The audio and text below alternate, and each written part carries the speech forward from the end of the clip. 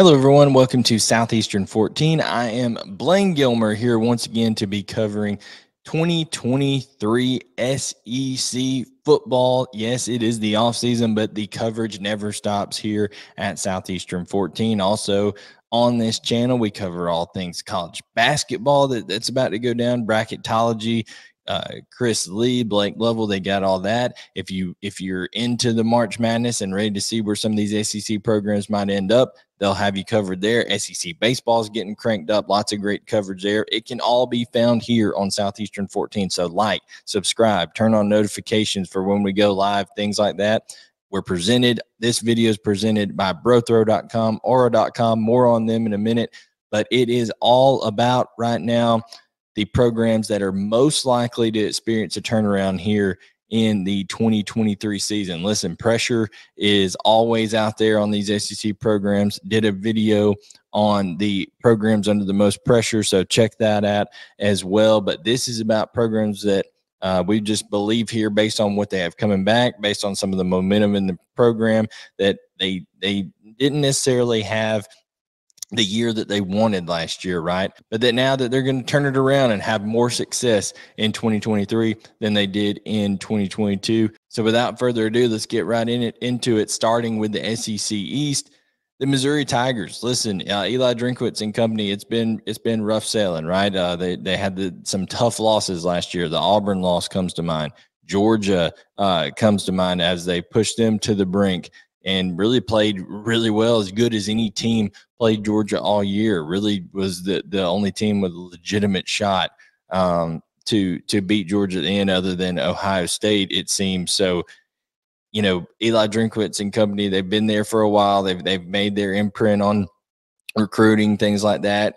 Brady Cook played some good ball towards the end of the year last year. They brought in new offensive coordinator Kirby Moore from Fresno State, who's had experience with Jake Haener. And listen, Jake Garcia transfers in from Miami. They've got a lot of seniors coming back on that defensive side of the football, where I really like how they play that brand of football. Blake Baker has them playing the defensive coordinator for Missouri. So I'm going to put them as the number 5 team most likely. Listen, the SEC East is just not as strong as the SEC West. Florida's down.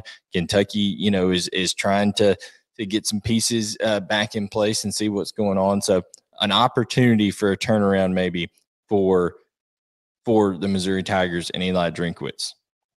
Number 4, I'm going to go with Lane Kiffin and Ole Miss. They got Quinshon Judkins back, and you know, just him alone, that's a big deal. But they started the season off 7-0, and then just a complete nosedive at the end of the year. Jackson Dart struggled at times to be able to throw the football with accuracy, and when it mattered the most, when people took away his legs, they brought in Walker Howard and Spencer Saunders over there to compete with him. Listen, Lane Kiffin is not, you can't hold him down for long, right? He seems to find ways to change and become innovative and do things a little bit differently. But the SEC West is just brutal. I think with the, you know, Hugh Freeze returning, that makes Auburn better right off the bat. Listen, there may be an opportunity in state for them to take care of the Pirate. They lost the Egg Bowl last year. The Pirates team, Mike Leach, who, you know, he's passed on, Lord rest his soul, and now you've got Zach Arnett taking over that program, so that they may take a little bit of a step back. Lane Kiffin and company may be able to maybe at least one more win there that they're able to add on to things. So I think that you could see if Spencer Saunders, I think, is who's going to end up being the quarterback, if he's consistent for them at the offense, at the quarterback spot. And, you know, you got new defensive coordinator Pete Golding coming in. Maybe he has a little resurgence, being in a different place away from Saban and things like that. So I'm excited to see what Ole Miss can do. I'm going to put them at number 4 as the program most likely to turn things around. Number 3, the Kentucky Wildcats. You see Liam Cohen here on the screen.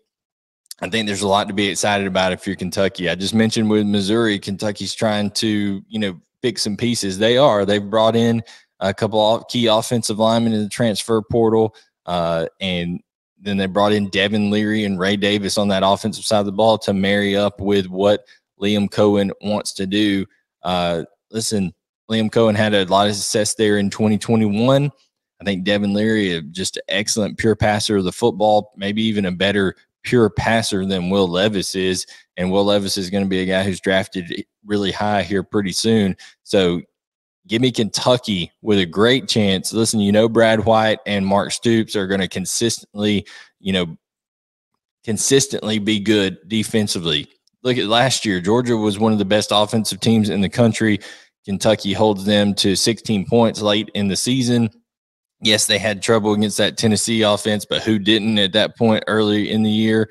I think consistently you're going to see that brand of defensive football do well. Now you've got Liam Cohen in there to kind of steward Devin Leary, Ray Davis, and as I mentioned, they've got better on the offensive line. But where Kentucky's going to be really good offensively is Dane Key, Berrien Brown, Tavion Robinson. They have a very talented and electrifying wide receiver core that Liam Cohen's going to be able to use in that, Sean McVay style play action offense, get the ball quick out on the perimeter with some of the quick screens, the tunnel screens, the fly sweeps, all those kind of things. Marry it all up into a nice package.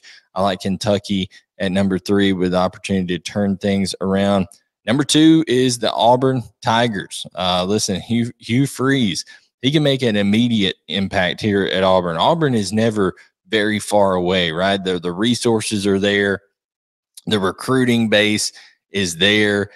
Brian Harsin had that program was just in total disarray. Hugh Freeze, he knows the SEC West. He's brought in 2 terrific coordinators in Philip Montgomery and Ron Roberts. Philip Montgomery, I think, is a home run hire as the OC, a head coach of the last 8 years at Tulsa. He can really help Hugh Freeze in terms of the day-to-day. I know Hugh Freeze probably will do the play calling himself, but when it comes to managing in that offense and being the head coach of it so that Hugh Freeze can go handle, transfer portal, NIL, roster management, talking to boosters, all the things that SEC head coaches have to do, media appearances, all that kind of stuff. He can have his load lightened, and I think he's learned a lot from his past mistakes. Auburn has, Robbie Ashford there at quarterback, who I think people are underrating a little bit. I think he can have a really good year, especially when you marry that up with the Philip Montgomerys, with the Ken Austins over there, quality control coach, with Hugh Freeze, his offensive mind. And I think Jarquez Hunter's terrific running back as well. They got to make sure that they've got the right pieces there at the offensive line, and I know they're working on that. Had 2 tremendous transfer pieces with Justin Rogers and DeMario Tolan on the defensive side of the football. I think Auburn could turn things around pretty quickly here, so they're my number 2 most likely team to experience a turnaround.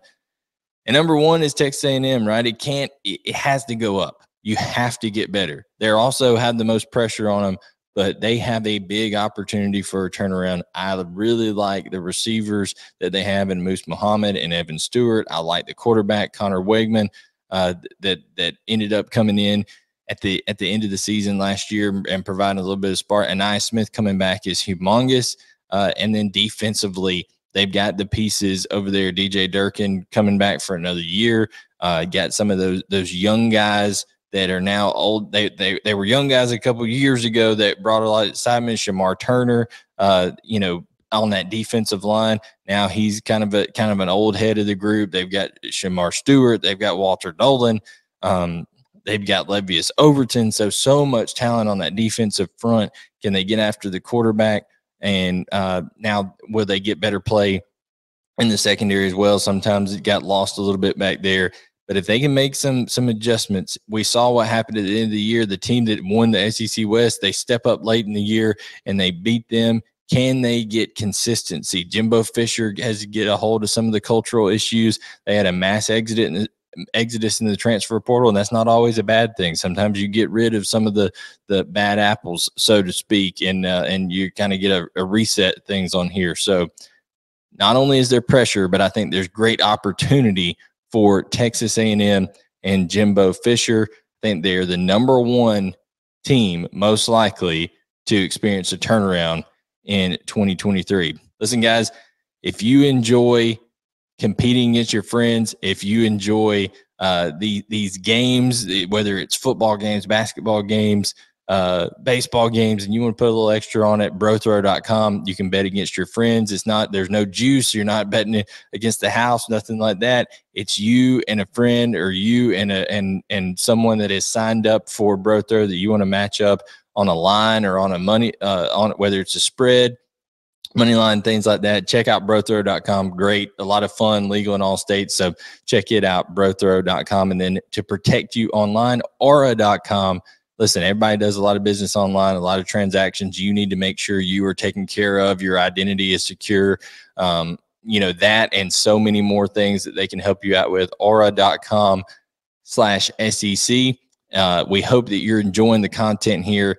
This football video, of course, like I said, we got March Madness coming up, basketball videos, baseball is in full swing. All of it is covered here on Southeastern 14. I am Blayne Gilmer, and we'll catch you guys next time for more SEC football coverage here as we go throughout 2023.